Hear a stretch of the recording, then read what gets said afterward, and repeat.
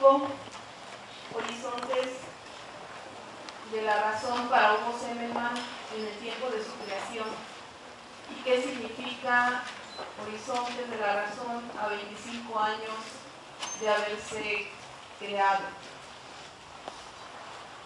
La pregunta obligada sería: ¿cuál es la vigencia del texto? ¿Cuál es la vigencia de la obra, mejor dicho? ¿Y cuáles son los hallazgos que Hugo Zimmermann ha hecho en la lectura de su propia obra a 25 años de su creación? Esto me gustaría hacer mención de la primera intervención que tuvo el doctor con relación al contexto que hace la diferencia de aquellas preguntas de las cuales sabemos que se hicieron hace 50 y 60 años. Y la pregunta sería si Horizontes de la razón tiene alguna posibilidad de potenciar las respuestas desde ese contexto del que él habla, que hace la diferencia de las preguntas que se hacían hace 50 años, ese contexto de apatía en el que estamos viviendo. Y bueno, dentro de este contexto y esa obra que se creó hace 25 años, pues yo creo que el doctor tiene mucho que decir, entonces le damos la palabra. Ahora que recuerdo de la publicación de Discurso Crítico, que es el verdadero título que tuvo el primer texto, yo acababa de cumplir 5 años.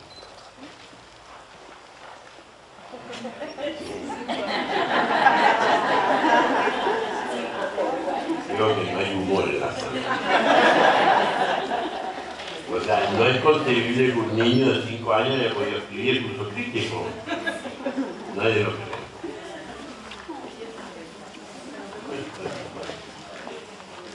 Yo quisiera hacer algunas rápidas reflexiones porque el tiempo también apremia de alguna manera. Yo creo, en primer lugar, un problema importante en el plano de lo que se llamaban acá de los espacios, de los territorios del pensamiento, cómo han ido cambiando.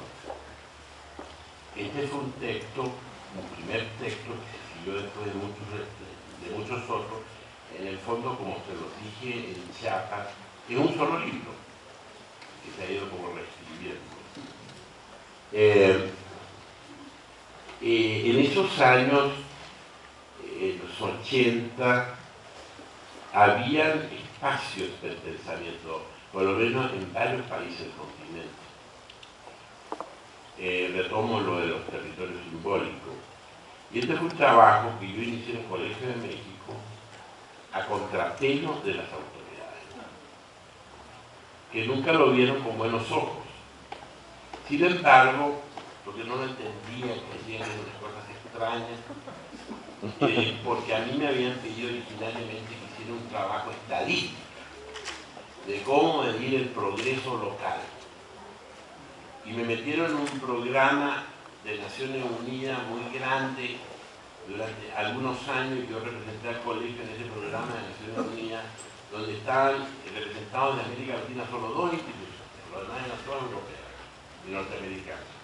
Y también habían árabes y africanas. Pero en América Latina habían 2.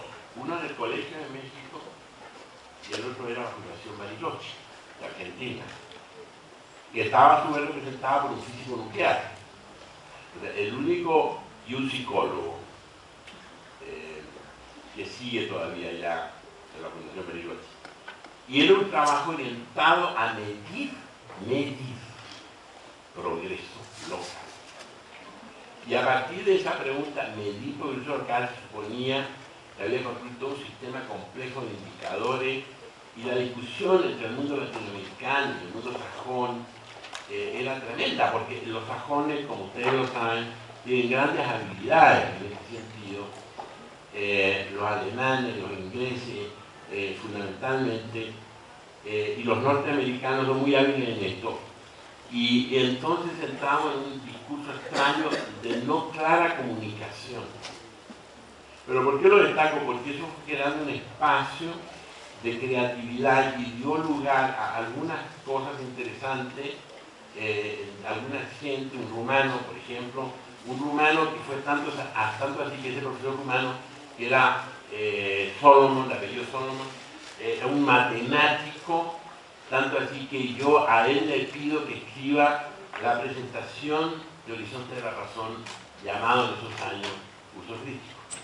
Entonces, si ustedes revisan la primera edición de Uso Crítico que lo hace el colegio con la Universidad de las Naciones Unidas como coeditor, el prólogo está escrito por un rumano, que no era científico social, era matemático, pero que había participado conmigo y con muchos otros más en unas discusiones complejísimas donde se cruzaban los lenguajes. Todo eso era enormemente complicado, discutir las ideas en el idioma ajeno, muy difícil, pero permitió de alguna manera ir como creando un clima.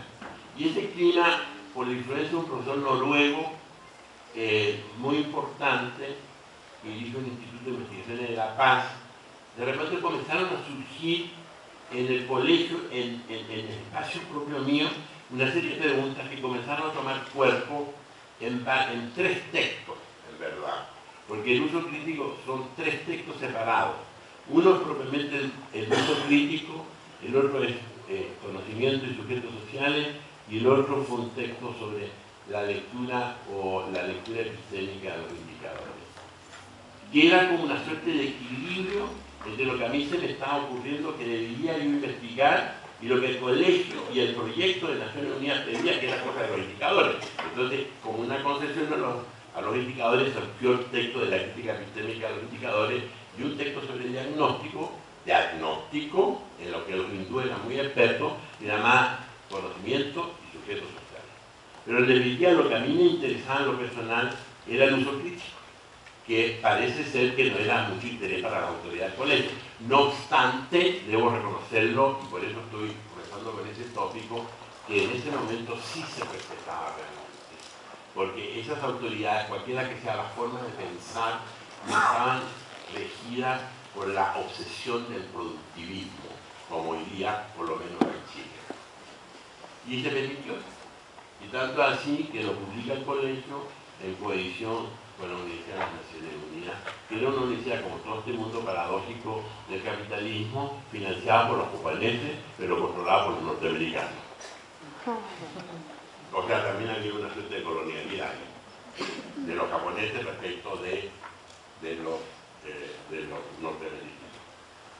¿Qué puedo yo rescatar de esta experiencia?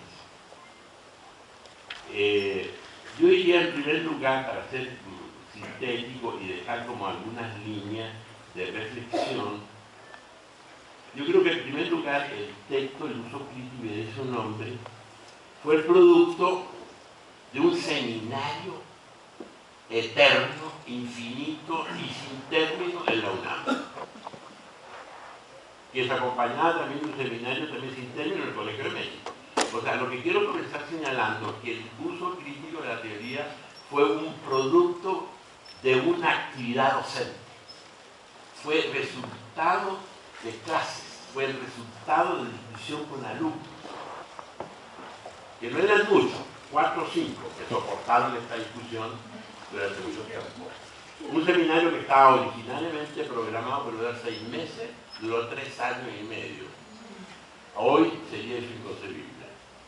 Por eso fue aceptado por la Facultad de Ciencias Políticas, por la división de posgrado, y también por el Centro de Estudios Sociológicos del Colegio de México. Es decir, ¿cómo es posible que este señor tenga un seminario que está programado solo para 6 meses y que dure 3 años y medio? Sin embargo, en esos años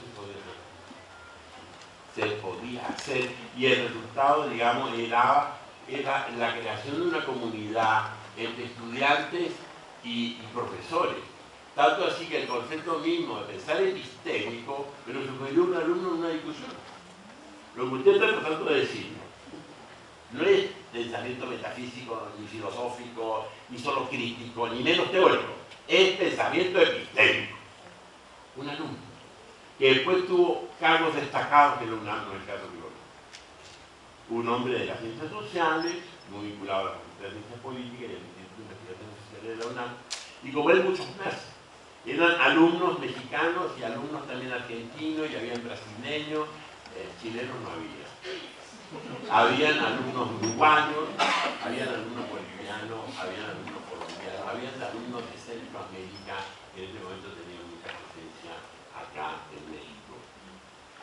Y es entonces un resultado de ese orden, una constante discusión, sí, una constante discusión muy de laboratorio, muy de taller, y que de pronto, como yo tenía un borrador, lo discutía con los alumnos y me decía, mire, le falta esto, le falta lo otro, le falta lo allá, y entonces a partir de esa discusión se iba completando el libro.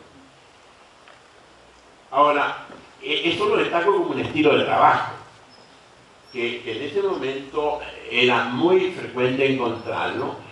Yo tuve la oportunidad de participar en ese clima de trabajo donde, por ejemplo, un curso, en esos años, un curso en el Colegio de México era un curso compartido. O sea, era un curso sobre una materia, por ejemplo, donde podían participar 3 profesores a la vez, en el mismo momento, y confrontaban sus opiniones entre sí frente a los estudiantes, y frente a la discusión de los alumnos, los estudiantes también opinaban. Recuerdo los seminarios sobre Weber, los seminarios sobre Marx, los seminarios sobre Durkheim, los seminarios sobre diversidad de autores, Gramsci, por ejemplo, donde participábamos varios profesores, 3 profesores con nombre y apellido, donde no teníamos un pensamiento coincidente, pero discutíamos entre nosotros nuestras respectivas interpretaciones de lo que se estaba impartiendo, y los alumnos eran el público, pero no un público pasivo, también tenían que participar, porque si no participaban lo era devaluado.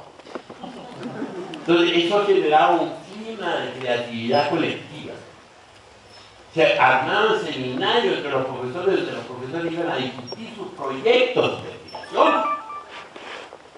No como ahora que prima el secreto industrial. Como se disputan las mismas fuentes de financiamiento, ya no se puede compartir la idea. Horizonte de la razón, o sea, el primer libro de Horizonte de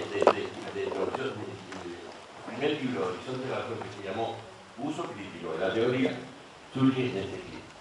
En este clima tanto nacional como internacional. Un clima de colegas internacionales que pensaban muy distinto, pero muy respetuoso de la discusión. Y el clima nacional. Un clima nacional, como el mexicano en esos años, México era en ese momento un refugio de mucha intelectualidad latinoamericana, donde se destacaban sobre todo quienes habían tenido que salir de sus países en los años de los golpes militares, sobre todo conocidos. De ahí surge una inquietud fundamental. Tomábamos conciencia de que había una pregunta que teníamos que tratar de contestar. Y la pregunta era muy concreta. ¿Qué nos pasó y qué hacer frente a esto que nos pasó? Estas 2 preguntas están detrás de todos ellos, no solo del primero. ¿Qué nos pasó? ¿Qué nos sigue pasando? ¿Por qué nos sigue pasando? ¿Y qué hacer?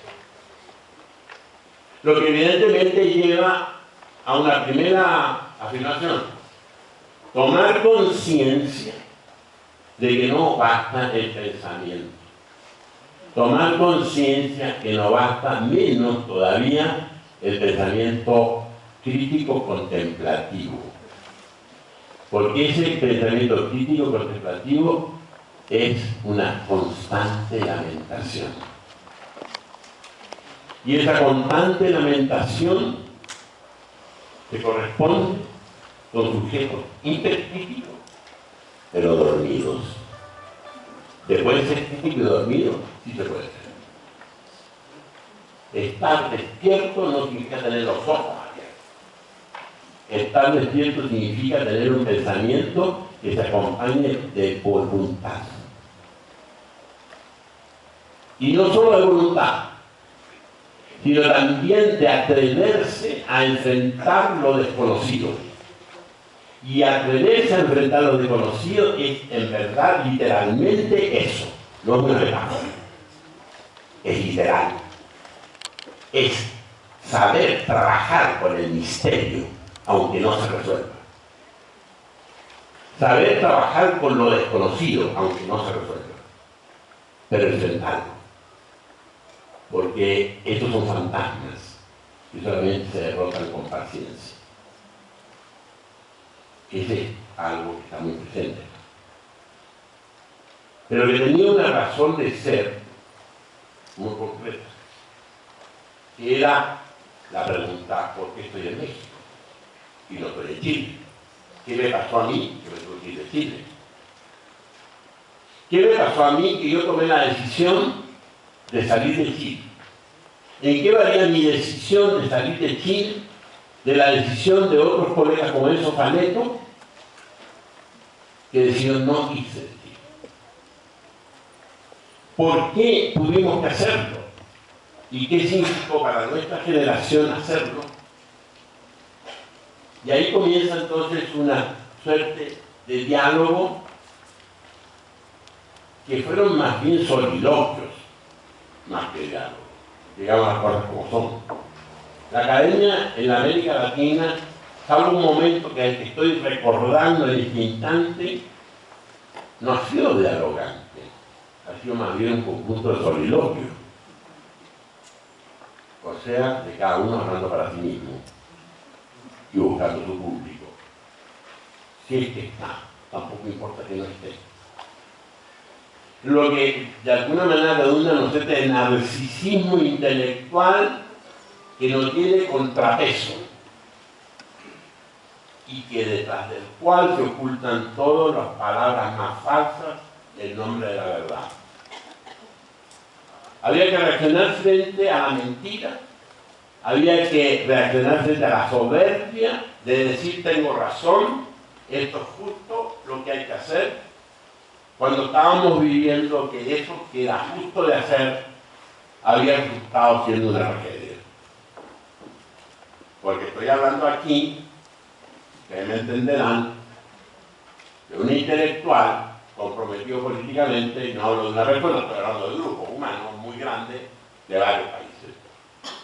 Estaban todos comprometidos políticamente, donde no se establecía una separación entre el mundo intelectual, incluso académico, con el mundo político. A mí como joven, porque en algún momento lo fui, a mí como joven, me entendieron. Era el responsable de la revista teórica, y ahora que era profesor universitario, era el responsable de la revista teórica del Partido Socialista de Chile, durante muchos años. Se llama Arauco. Todavía existe, pero en la bodega.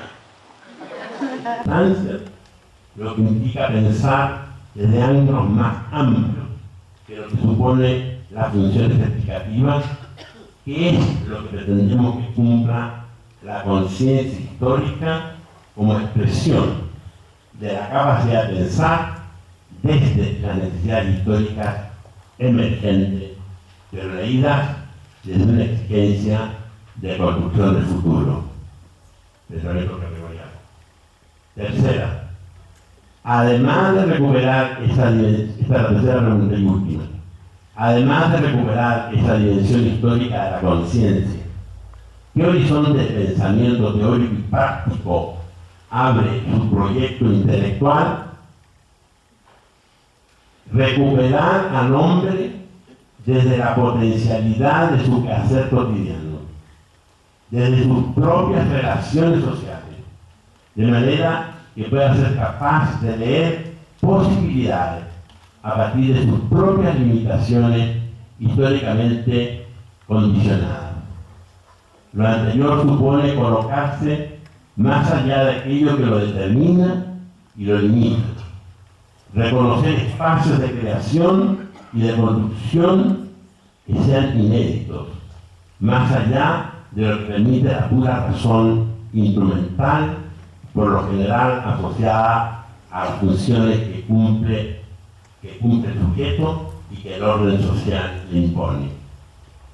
En una palabra, saber pensar recuperando la autonomía, potenciando la subjetividad de cada hombre concreto, no como sujeto trascendental, o asociado al discurso metafísico. De ahí que se le dé el rango al proceso de formación desde la propia subjetiva de cada quien, potenciando su condición de sujeto político capaz de estructurar discursos de potenciación, no simplemente de contemplación o de constatación de lo irremediable. De aquí se derivan dos grandes líneas. Uno, el que se está trabajando con IPECAL, que es el discurso de la formación, que a su vez admite constante crecimiento. Y dos, que estamos pasando quizás un umbral, en lo que se refiere a la discusión de la racionalidad, que es lo que yo llamaría la racionalidad más allá de la mente. Es decir, ¿qué quiero decir con esto? Con esto finalizo.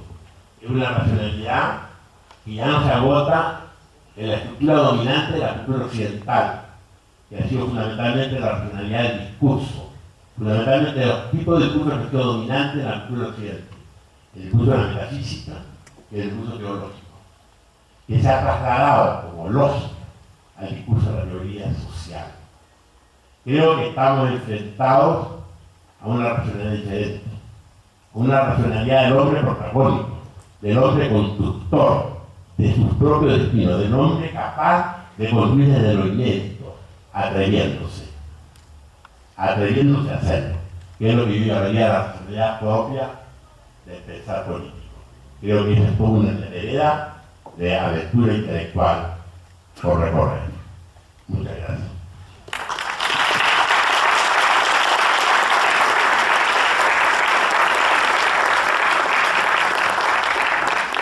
Ahora los invitaremos, compañeros, a formular sus preguntas con la atenta solicitud de ser breves, sintéticos, para que pueda fluir el trabajo de este último momento de irnos a comer.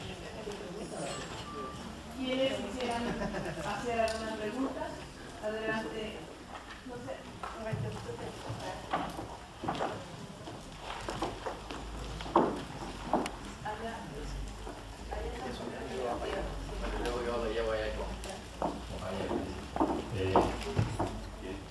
Pero es indudable que muchos siguen buscando en la producción de Zimmermann respuesta teórica. Las tres preguntas que plantea Andropos las plantea en términos de lo teórico que puede aportar un pensamiento que no se coloca justamente en ese límite. Pero bueno, es como parte de todo esto sigue siendo el que hoy en día, por ejemplo, en la red de metodología, en algunos se sigue escribiendo y reescribiendo sobre el asunto de la construcción del objeto como categoría central y la defensa del objeto como la categoría central del proceso de producción de conocimiento. Objetos posibles, cuando plantea Zimmermann objetos posibles en horizontes, que finalmente el investigador se queda con un objeto, el objeto, ¿no? Entonces, bueno, aquí creo que es importante como alguna reflexión en torno a, bueno, que ya ahora mismo lo decía, pero pues este desafío que hay que lanzarle a las comunidades como a nosotros de leer bien, ¿no? Entonces, no sé, como a lo mejor se requieran más claves, a lo mejor algo está pasando que finalmente desde este enfoque, estos modelos que nos ha dejado o nos ha legado el positivismo y otros, pues cuando encontramos una palabrita por allí que se puede leer desde nuestro enfoque, pues venga Zimmermann, ¿no? O vengan otros. También Bourdieu habló del construcción del objeto, también, en fin. Entonces sacamos la obra del autor o el pensamiento del autor del contexto de. Entonces esa es creo una responsabilidad en términos de lo que aquí hace rato se decía como ético-político. Entonces, bueno, ahí no sé qué tanta contribución tuvo Zimmermann a que se instalaran en algunos de estos, incluso estudiantes destacados, el problema de la construcción del objeto de estudio. Bueno, se lo dejo como interrogante a todos.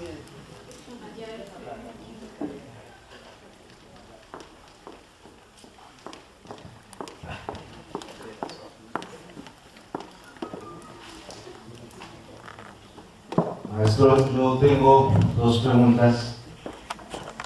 La primera, aunque lo insinuó y habría que volver sobre la grabación, porque creo que la respuesta está ahí.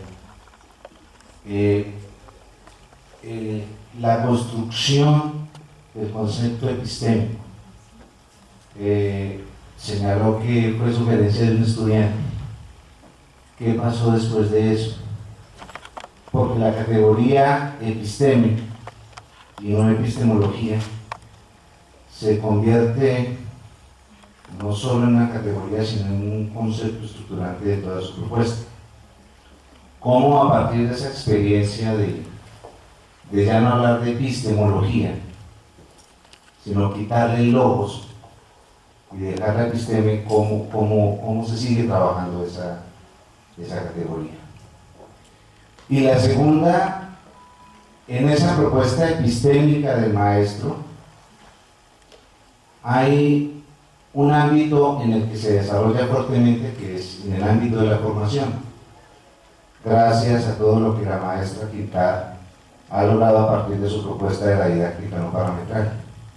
Es decir, su propuesta epistémica ha logrado concretarse particularmente en el campo de la formación y en el campo de la educación. La pregunta es, en los inicios de su propuesta, no hay una preocupación didáctica ni educativa, hay una preocupación en torno a las ciencias sociales como tal, al desarrollo de las ciencias sociales, a la epistemología de las ciencias sociales, a la investigación de ciencias sociales. ¿Qué ha pasado con el desarrollo de ese ámbito? ¿Cómo lo ha percibido desde su experiencia y su trabajo?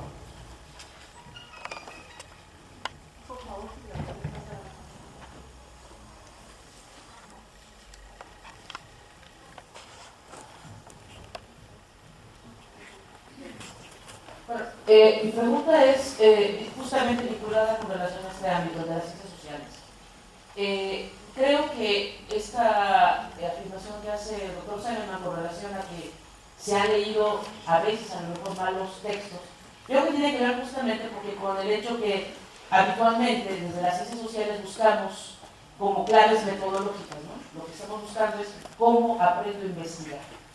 Y yo creo que uno de los elementos que yo creo que sería, tratando de responder al desafío que planteaba ahora Zimmermann de colocarnos ante los hechos, ¿no? Ante los fenómenos, ante la realidad, tiene que ver, yo creo, con un desafío que sería interesante empezar a plantear y que no sé si el doctor Zimmermann haya trabajado un poco más en los últimos años en ese sentido, sobre cómo desde el ámbito de las ciencias sociales poder trabajar en una dinámica de discusión que permita desarrollar, no un ABC, no una serie de pasos metodológicos, pero una propuesta que permita recuperar la metodología como una forma de recuperación de la realidad, ¿no? Y construir la metodología desde los fenómenos sociales, pues, ¿no?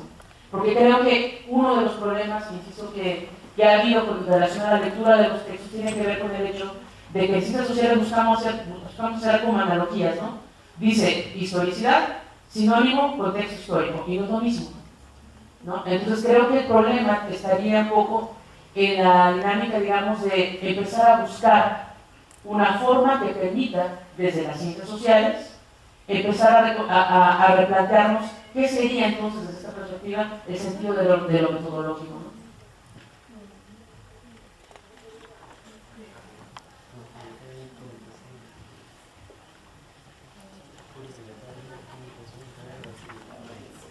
Maestro, desde que empezamos con el proceso de encuadre y de sistematización de estos problemas que hemos venido construyendo en el proceso, Cuando ya tuve mi proceso sistematizado, hace muy pocos días me preguntaba cuántas veces voy a ser capaz de historizarme o hasta cuántas veces un sujeto es capaz de historizarse. Y hoy cuando usted habla de preguntarse por los astros, porque cómo era un mundo sin luna, no sé, llegué a pensar que eso será cuántas veces uno sea capaz de desaparecer la luna. Es decir, cuántas veces sea capaz de colocarse ante una realidad que nos contiene y ver cosas diferentes. Creo que eso me llena como de gran desafío, porque estamos en un comienzo, a pesar de que posiblemente cuando culminemos nuestro proceso de formación formal, sea un comienzo, no un final. Gracias.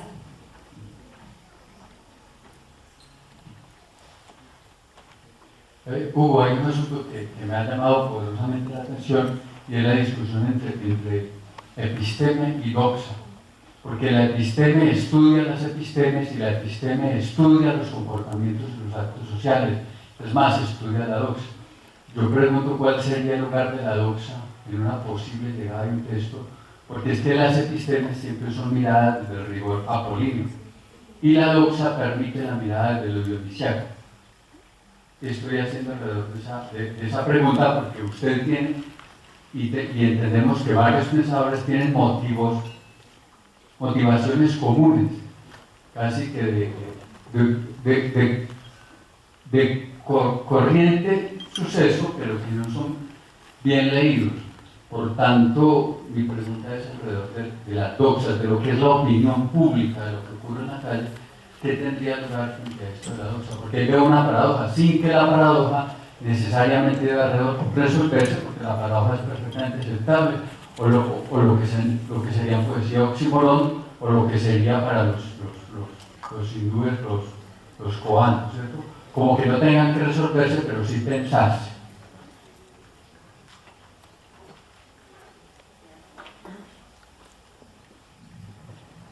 ¿Alguien más desea preguntar? Bueno, entonces damos la palabra al doctor para que haga sus comentarios.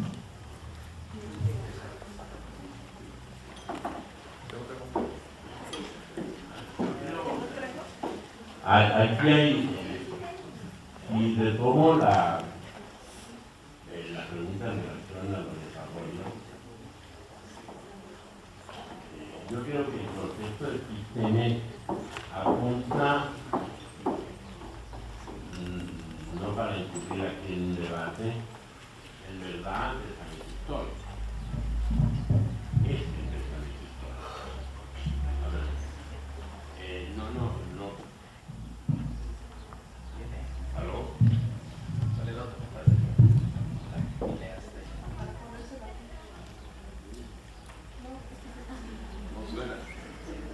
Quiero hacer una... Se acabó la fila. Leti, el otro mejor. El otro mejor. ¿Aló? Yo tengo ahí algunas opiniones muy personales que son la propia evaluación que yo hago del funcionamiento de los textos, ¿no? Creo que hay varios factores que perturban el funcionamiento de los textos. Uno es mi persona, quizás más importante. No, sí, creo que los textos tienen que tener su propio espacio y que no esté mediado por nadie, no esté mediado menos por mí. ¿Por qué digo esto? Porque cuando uno habla desde los textos, lo dice de manera diferente y de manera mucho más fácil y mucho más entretenida, ¿no? Bueno, no sé si... Pero los textos son el problema, porque ahí nos estamos nosotros enfrentando a cuestiones que son de pronto muy molestas, digamos, muy molestas porque hay un cuestionamiento de muchas cosas, comenzando por la presencia o no de un sujeto en el discurso teórico, y eso en el mundo académico molesta mucho. creo que ahí hay una cuestión que tiene que ver con un factor quizás más importante que el problema de las mediaciones, que a lo mejor es altamente polémico lo que yo digo respecto de la presencia o no presencia de intermediaciones. Lo que yo quiero con esto señalar es que, por lo menos en mi perspectiva personal, es que los textos no tienen que ser objeto de exégesis, sino que tienen que ser objeto de apropiación. Y esa apropiación no tiene una normativa única. Yo creo que hay muchos modos de apropiarse. Por ejemplo, pongo en la situación que colocaba Olga respecto de la historicidad. No hay una prescripción de la historicidad. No la hay. Como no hay una prescripción de lo que es la potencialidad. Como tampoco hay una prescripción de lo que es la colocación. Como incluso surgían algunas discusiones de los coordinadores de círculo, que algunos de ellos hablaban de que no era la colocación, sino la constante colocación. Sí, es el esfuerzo permanente. Es decir, en ese sentido yo creo que los textos proporcionan instrumentos de diversos tipos, algunos más sencillos, otros menos, que están provocando, y ese es producto de la propia experiencia, distintos tipos de respuestas. Quiero ser más claro. Hay instrumentos en los textos que son claramente instrumentos racionales, que están vinculados al aparato analítico de la persona, y otros que no, otros que están apuntando mucho más a la parte experiencial o vivencial o emocional.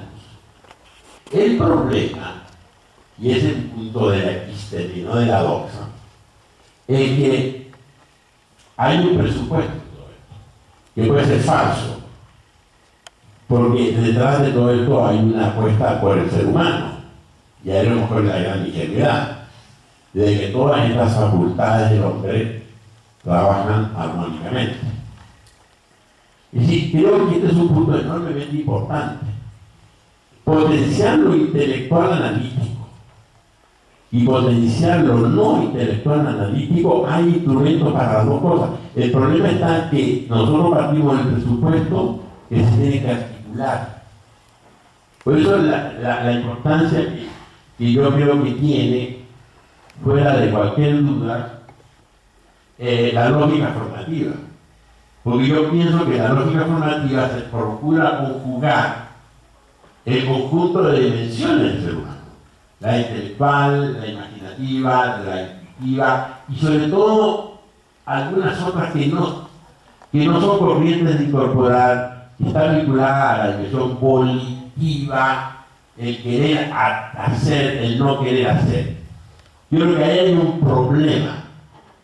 Y si yo lo rescatara, por ejemplo, en términos piagetianos, tiene que ver fuertemente con la relación que hay en un conjunto de instrumentos que están en los textos, que son los tipos de distintos tipos, con la gran problemática de las equilibraciones.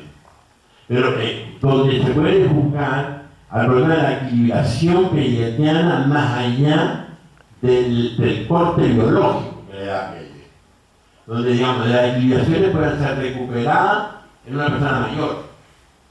Pero es para eso, digamos, y por eso creo que para eso están los instrumentos. Es decir, yo creo que ahí hay un punto importante de la relación entre las categorías epistémicas y el aparato psicológico. Creo que hay un tema no suficientemente estudiado. Hay un problema de consonancia y también de disonancia, en términos de que hay ciertas exigencias de pensamiento epistémico, para decirlo en una palabra, que perturban a veces ciertas facultades psicológicas y otras las potencias. Ahí hay un punto de orquestación que en este momento yo no lo veo todavía suficientemente equilibrado. A lo mejor no es equilibrado, a lo mejor puede depender del rasgo de la personalidad, yendo a Fromm, digamos, algo del carácter de la personalidad, donde la dimensión cultural evidentemente tiene una gran importancia. Los ejemplos pueden ser múltiples. Por ejemplo, pensar en las contradicciones para un chino es casi como hablar de sentido común. En cambio, para uno, en la cultura occidental, con una en una cultura normativa y autoritaria, hablar de la protección es casi imposible. Esto es un punto importante. Se lo pongo como un ejemplo. Esta categoría, al poner el movimiento de la subjetividad y la relación de esa subjetividad con el movimiento de lo que lo rodea al sujeto, que es la historia, sí son desafíos psicológicos. Eso son innegables. No pueden ser manejados solo en términos lógicos, porque se está tratando de apostar a la imaginación y a la intuición y a la voluntad y también a la inteligencia, y en algún momento incluso menos a la inteligencia que a la intuición y a la imaginación. Es decir, la pregunta, si nos detenemos en la pregunta tiene mucho más que ver con la capacidad de imaginar cosas y de atreverse a imaginar, donde viene el elemento volitivo, que es un acto silogístico o lógico. Es decir, ahí hay un punto que creo que está pendiente de resolución y que creo que lleva su tiempo. Lleva su tiempo, pero hay un segundo elemento en relación al juego de la categoría, más bien hablo de los instrumentos de pensamiento, que es muy importante discutir. Yo creo que tiene una cierta importancia, pero no tengo claridad. Lo que sí tengo claro es de dónde nació el problema. Que es la relación de una propuesta epistémica de este tipo. Existe. Hay un presupuesto que está aquí presente, que sin ese presupuesto difícilmente se puede manejar. Se necesita tener confianza en uno. Se necesita tener visión del futuro. O para decirlo en términos más pomposos, se necesita tener un cierto metadiscurso. Porque estos textos nacen de una crítica a los metadiscursos. Pero la crítica al metadiscurso de la época no descarta la necesidad de un nuevo metadiscurso que fortalezca a la persona en el sentido de ser persona concreta pensante. Estas no son propuestas que pueden funcionar con mentes escépticas, con mentes que tienen que dar la tajada de la erudición. No, van a funcionar. Suponen a una persona con deseo de ser persona. Y en ese sentido, me parece que es una expresión, podríamos decir, actual, de la vieja tradición humanista. Es decir, la propuesta epistémica es una concepción humanista del hombre, no tecnológica, y no reducida a las lógicas disciplinarias. Y para eso se requiere tener necesidad de ser sujeto, de ser sujeto. Yo no quiero ser sujeto, sino objeto. Yo quiero ser solamente experto y especialista, esto no funciona. Porque lo más complicado que hay, y porque no se puede reducir al machote de los llamados textos de metodología operativa con ruta crítica y todo eso. Aquí no es un problema que haya una ruta crítica. Cómo usted define el tema y cómo define para asustar el problema y el campo problemático, cómo lo quiera, cómo lo haga, cómo lo vuelve a traer, cómo lo vuelve a ver. No hay esa ruta crítica. Aquí estamos totalmente en el marco de la coordenada Z que han descubierto los epistemólogos de la física. La coordenada Z no es la coordenada Y ni X, no es la coordenada del conocimiento acumulada ni de la experiencia acumulada. Es la coordenada de la decisión personal de atreverse a construir conocimiento o no querer construir conocimiento. Ahí sí, no fue la ley. Por eso la importancia de la organización, en términos de la capacidad del hombre de hacer cosas y de pensar cosas. Pensar para hacer, no simplemente hacer para después pensar. ¿Por qué les digo esto? Porque esto surgió precisamente de esa situación. Surgió de la situación de constatar que vivíamos metadiscursos poderosos.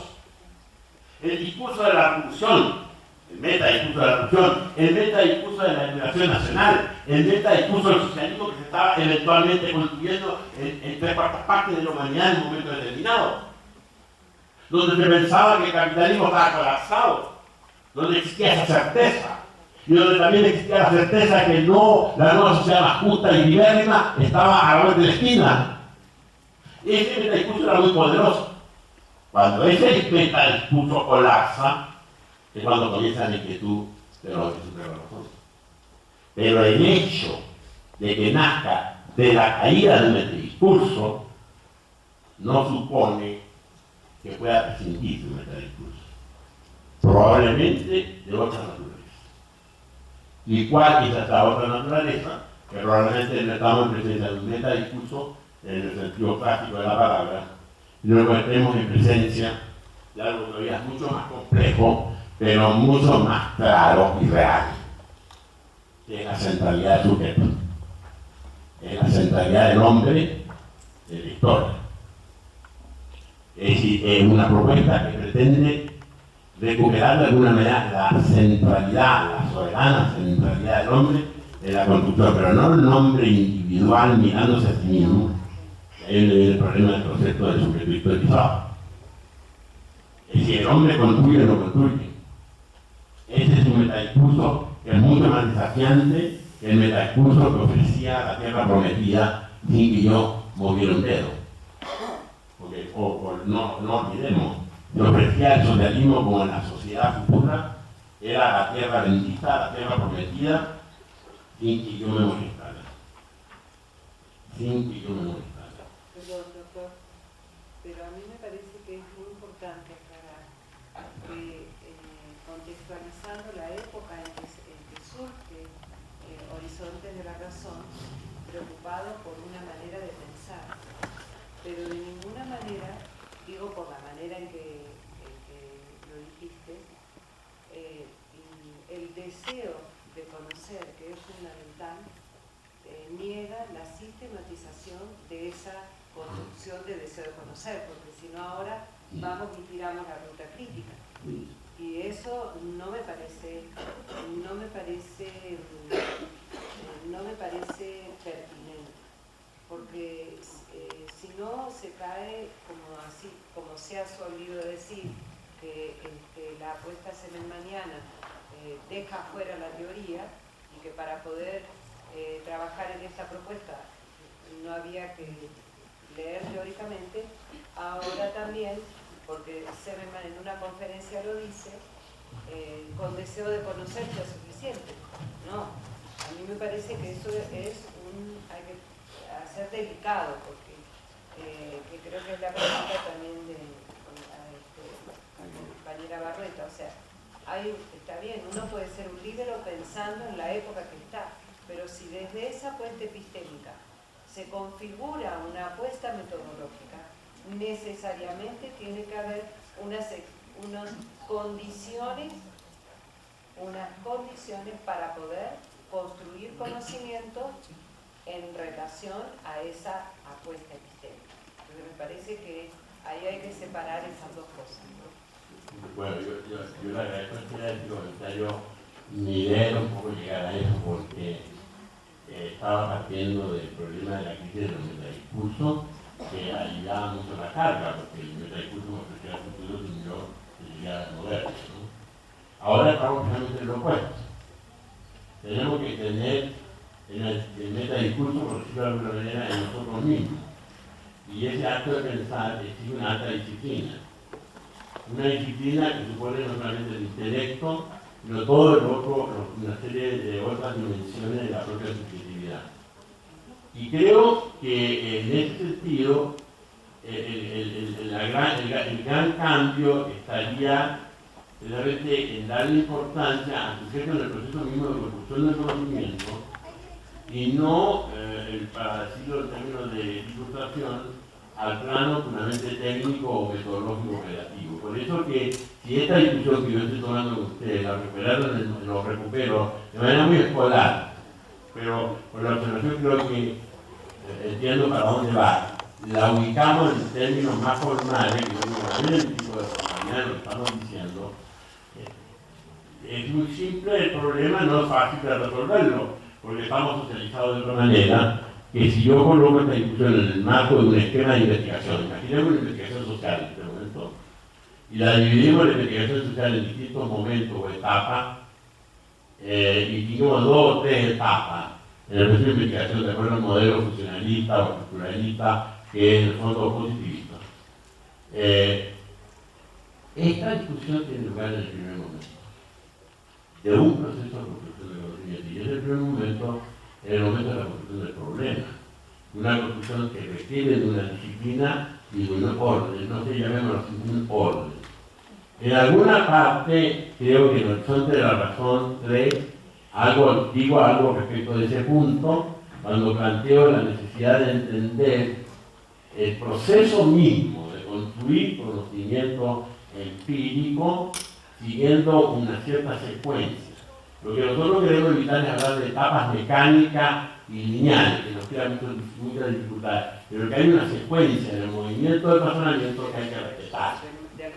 Del razonamiento, donde lo central no es quizá la pauta metodológico, creativa o técnica, pero sí la pauta se encierra o se contiene en un concepto que a lo mejor es muy abstracto, pero que no es abstracto, es totalmente operativo, que es lo que se llama lógica de razonamiento. Hay una lógica de razonamiento que debe ser respetada. Es lo que apunta al movimiento de la razón o al movimiento del pensamiento para dar cuenta de la construcción de la razón del conocimiento, para dar cuenta del pensamiento de la realidad, no como un conjunto de rocas o de estructuras ya perfectamente construidas, sino del movimiento como magma, al decir de Castoriadis. Y eso es una lógica que supone un orden, una cierta secuencia que hay que respetar. Yo no llega a ninguna parte, sino si llega a cualquier parte y a ninguna. Creo que la principal dificultad está ahí. Y yo creo que la he podido vivir en el encuentro que tuvimos hace poco con los metodólogos. Bueno, en mi plática con algunos de ellos, es precisamente que la gente tiende a seguir el machote,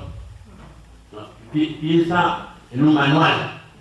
Por ejemplo, en Manizales, hace poco, en una reunión después del evento, dijeron, pero ¿por qué no escribiste un manual de cómo pensar categorialmente? Es que no es por la obligación. Porque es como el manual de buena conducta. No hay buena conducta aquí. Lo que hay es sentido de conducta. Sentido de conducta. Es decir, solo congruente con un sentido, pero no puedo decir, existe la regla 1, la 2, la 3 y la 4. Si usted la sigue, va a llegar a buena conclusión. No. No hay. Yo ahora, a requerimiento tanto de las coordinaciones, pero sobre todo de las coordinaciones de los círculos, escribí una cuestión que a lo mejor va a ser más oscura que clara, en relación a lo que yo llamaría criterios para pensar categorialmente. ¿Por qué lo digo? Porque pensar categorialmente es un poco el instrumento central. Pensar sin anticipar adjetivación, sin anticipar significado, abrirse a la exigencia del nombre. ¿Me explico lo que estoy diciendo? Eso dicho así es muy elegante. Pero hacerlo en la práctica es complicado. Pasa todo por el pensamiento categorial. Y eso supone también un uso de los lenguajes, de otro modo. Pero ahí hay un rigor fundamental.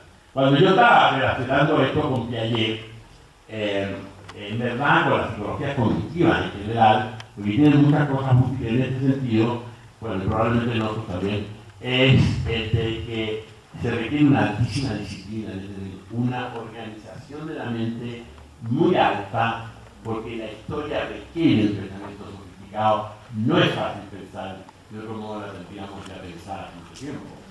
Recuerden ustedes que uno de los puntos de partida fue precisamente el desafío de que la historia nos transfiere a los científicos sociales por boca de Brodel, cuando dijo, ustedes no están ocupándose de lo que les compete, que es dar cuenta de la realidad de corto tiempo, y por una razón muy simple, porque pensar en corto tiempo, si perdés la contingencia, es muy difícil. Y exige una elaboración conceptual muy alta, muy sofisticada, y una forma de organizar el pensamiento que no la tenemos resuelta en este momento. Y creo que esa es una de las grandes dificultades que hay con la academia. Si la academia no está formando gente para un pensamiento de este tipo, ni lo va a formar. Por una razón muy simple, porque esta es una forma de pensamiento muy cuestionadora de lo establecido, muy cuestionadora de lo definido, muy cuestionadora, digamos, de lo que se tiene que aceptar. No es una metodología que acepte la imposición de un tema como un problema en sí mismo, y lo que parte considerando que ese tema puede o no ser un problema, es abre, digamos, la relación con la realidad, una capacidad de problematización que contradice, y eso lo sabemos hace mucho tiempo, la lógica del orden. Y eso es algo que hay que entender. El orden exige oscuridad. El orden exige, en nombre de la oscuridad, claridad, que no ilumine nunca lo oscuro. ¿Me explico? Entonces, cuando ustedes se comienzan a plantear problemas desde su propia vivencia, como la que explicamos ahora, cuando ustedes comienzan a plantearse el problema en lo que Jesús hace con la democracia, por ejemplo, es decir, esa problematización de la democracia a partir de la experiencia comunitaria, eso no lo puede hacer ningún politólogo, ni menos el doctor, a menos que haya doctorado de impecable. ¿Por qué? Porque contradice el discurso, contradice el código. Y intentamos una vez, yo comenzaba diciendo que uno de los problemas que teníamos en los parámetros, uno de los principales parámetros están las ideologías, está la cultura, punto de que habría que discutir. Están desde luego también las teorías, pero sobre todo el poder es el gran parámetro. Es decir, la lógica del poder es el parámetro. Y eso nos atrapa más allá de lo que quisiera. Por eso que podemos hablar del mecanismo crítico tributario del poder, por supuesto, pero nunca romper con el poder. Entonces, cuando enfrentamos una manera de enfrentar la construcción del conocimiento que contradice esos parámetros, incluido el poder, eso es muy difícil que pueda ser aceptado en la intelectualidad que piensa de lo totalmente instituido. Y lo estamos viendo. Pero lo estamos viendo con el Sistema Nacional de Investigadores. Si el Sistema Nacional de Investigadores, más allá de que haya gente de reconocido mérito, no estoy hablando de personas, estoy hablando de lógicas institucionales, evidentemente es la administración de la inteligencia. Y la administración de la inteligencia es la que reglamenta lo que se tiene que preguntar y lo que no se puede nunca preguntar, lo que se tiene que investigar y lo que nunca se puede investigar. Entonces, dividir la metodología a investigar lo que no se puede investigar, bueno, las consecuencias son brutales. No nos engañemos. Es decir, hay un psicólogo, un psicoanalista francés, que no me acuerdo el apellido en este momento, pero que no es Freud, porque tampoco era francés, digamos, ¿no? Que dice lo siguiente, que tiene que ver con el problema que yo le estoy tratando.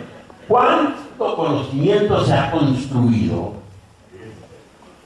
para ocultar el deseo de no conocer? Ese es el punto central.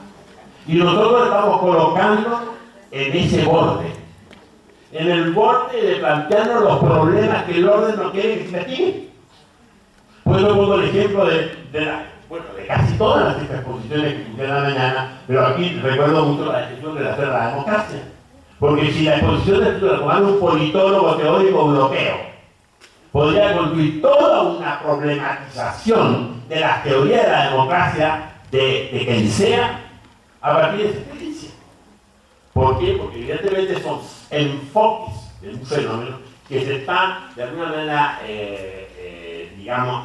asumiendo que contradice totalmente los parámetros del problema. No nos olvidemos que los fenómenos sociales, es un punto también muy importante en la cuestión metodológica, los fenómenos sociales son fenómenos de poder, no son fenómenos objetivos. Es decir, los fenómenos sociales, en la medida que están relacionados con sujetos concretos, para los cuales tienen significado esos fenómenos, no son inocentes en el cómo yo los abordo o en el cómo no puedo abordarlo.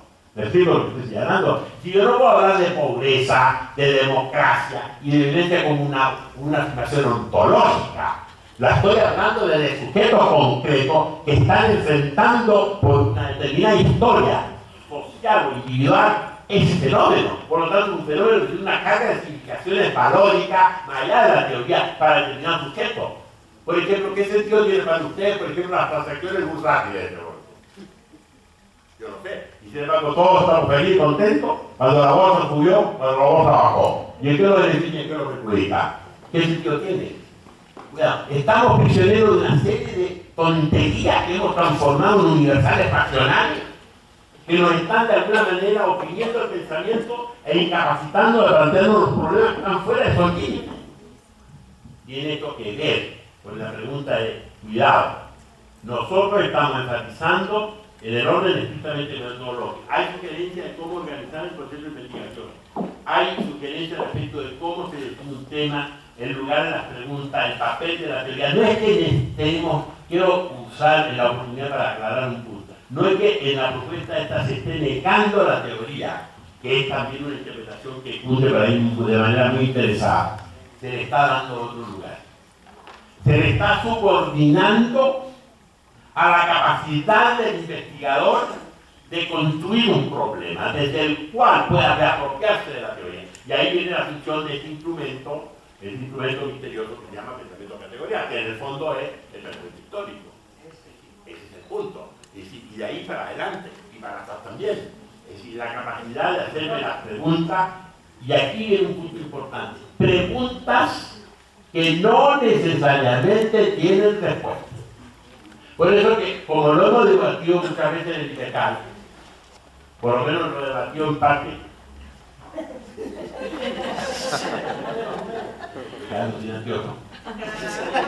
termino con esto. Las tesis nuestras, las tesis de acá no tienen por qué llegar a conclusiones. No son tesis de conclusión.